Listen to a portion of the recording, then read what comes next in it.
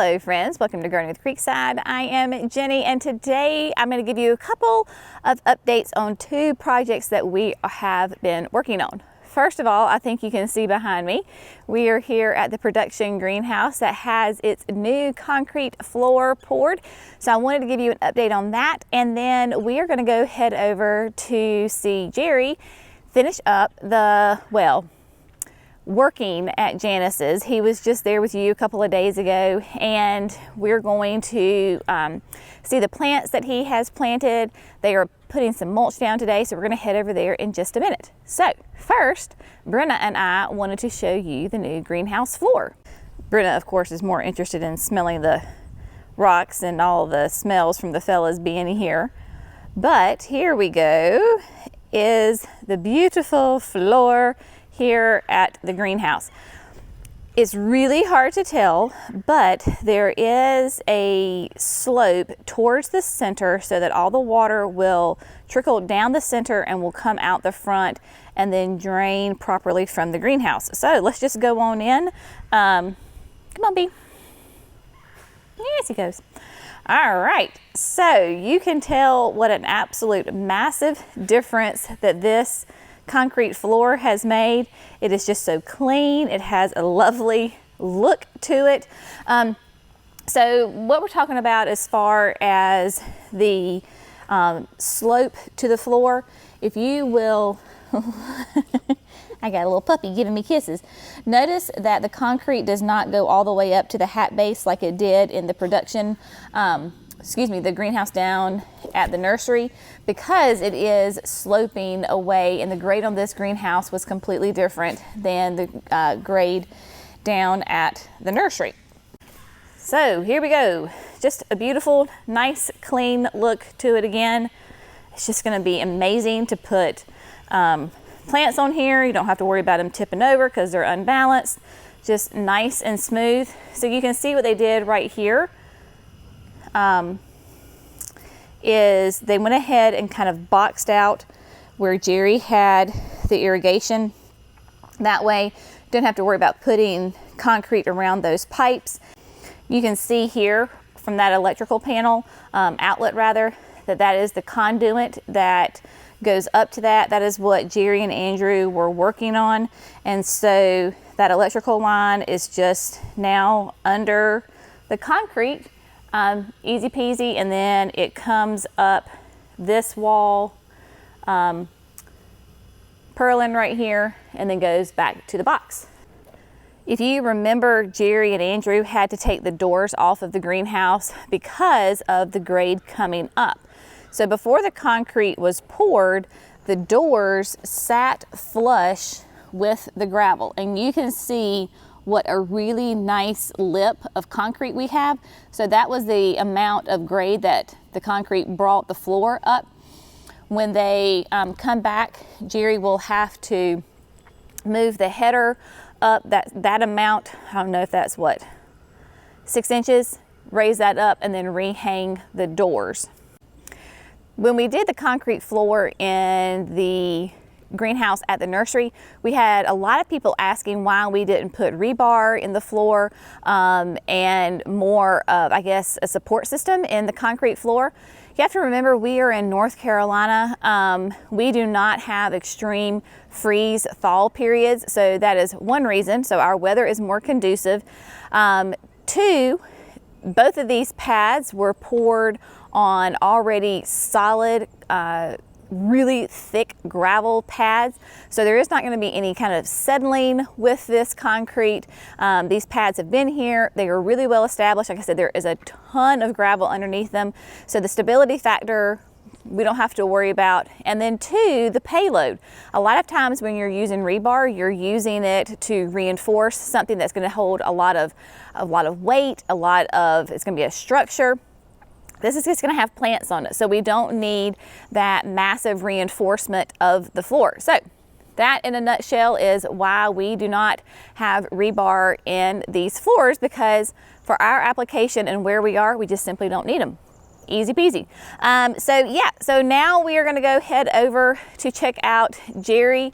Heather, he's got some workers with him. Heather's there with him, putting out some mulch. So it's just about a 5-minute drive from the nursery. So let's go check out Jerry and see how he is doing.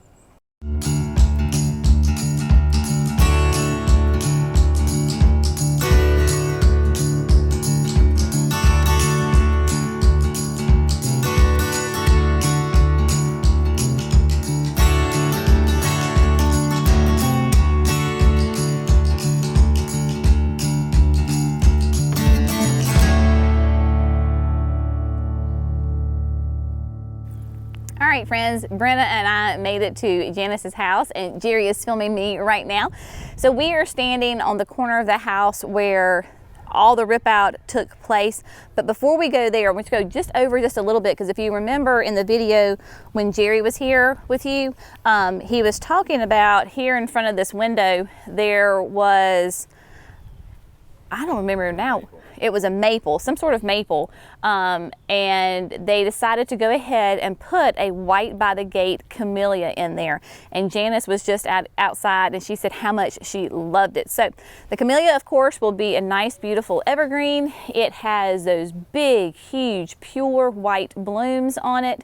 If they choose to keep it trellis, they can, or they could let it go into like a standard form. But I think they're going to keep it trellised.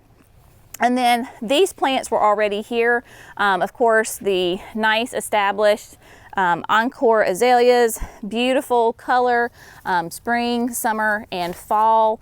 These are, they're a pink one.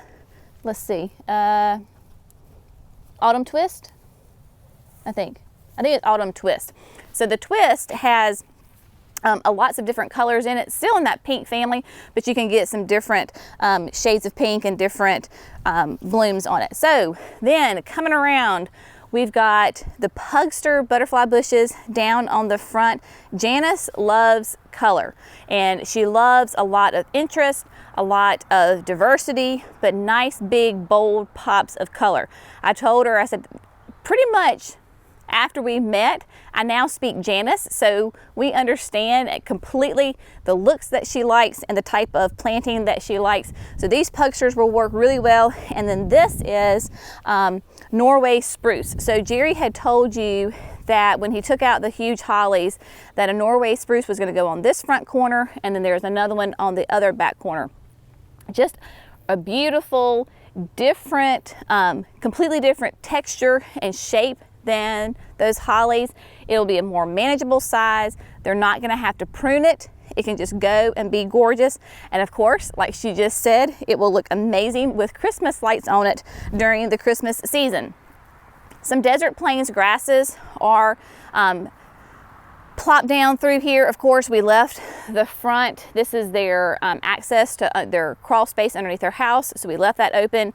Down in the front of the beds are the Fire Chief arborvitaes. Come on, Brenna. She's chewing on mulch right now, trying to motivate her to walk. Here we go.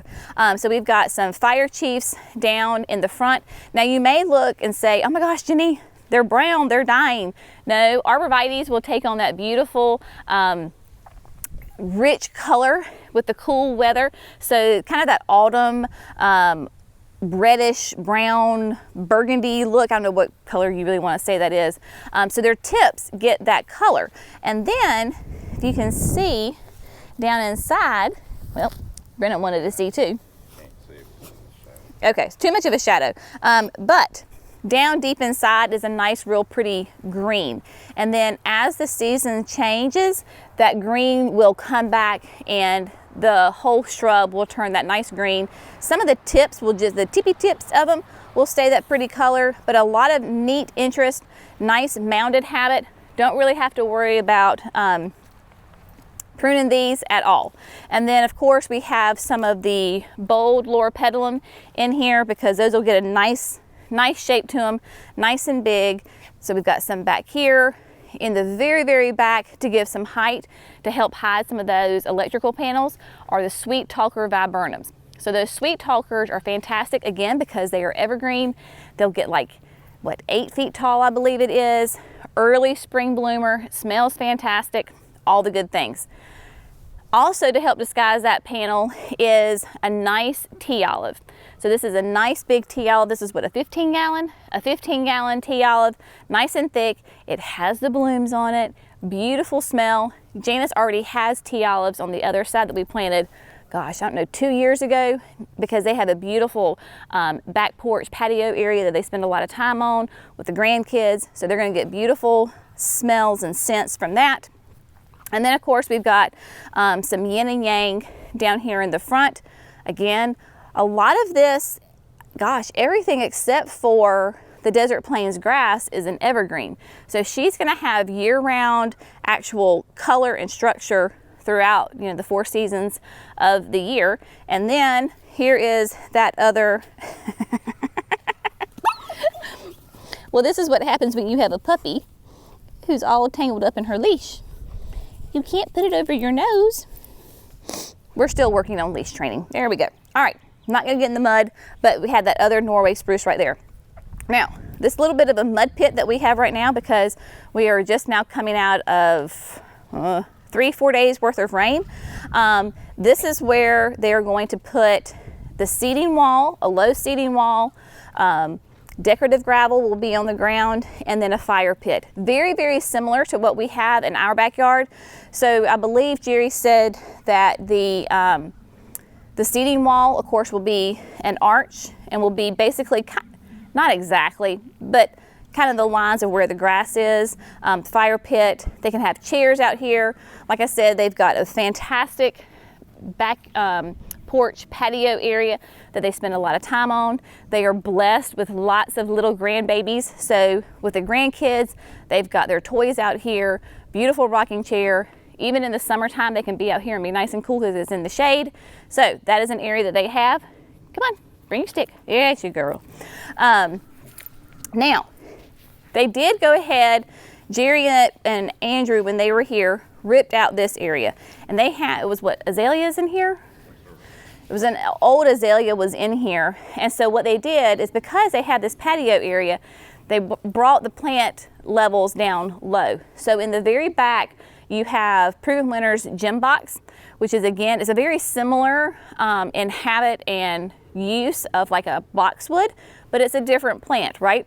So the gem boxes are back there for that evergreen color. And then in front, are these the Arebas? No. No. Wee Bit Giddy. Ooh, okay, so we have Wee Bit Giddy hydrangea, again, another Proven Winners. Really a nice petite hydrangea. So this, like I said, this whole little hedge is gonna be nice and low. They can see out. It won't matter, you know, the grandkids can, you know, because they're gonna run through here and they'll be fine. So great hydrangea. Of course, our hydrangeas are getting a little confused with all this weather we're having and trying to put out some new growth. So there we go on that. Lots of beautiful color. This is an area that we were talking about just a minute ago, that I was telling you that we did a couple of years ago. So look at her tea olives back here, gorgeous, nice and big. And then these are dwarf crepe myrtles. So even for us in the South, this is considered a dwarf one. This is about its maximum height right here. Gorgeous color, but it's nice to fill in that nice big wall. So do we want to walk around to some other areas? No, because I think I've showed you the pictures when we did Jerry's video. If you didn't see that video, I'll have it in the video description, so check that out. But Janice does an amazing job with her color and landscape in the spring and summer. Uses tons of annuals, lots of petunias, big pops of color. It's absolutely gorgeous. So yeah, I think Brenna and I are gonna head home. It's probably about her nap time. I tell you, these puppies are just like toddlers. If you don't give them a nap, man, they get cranky. And so we are gonna take her home and get her to take a nap so that she will be more pleasant for the rest of the day. But as always, thank you so much for gardening with Creekside. Y'all have a great day, and we will be back here to give you more updates. As always, have a great day. See you next time. Bye, friends.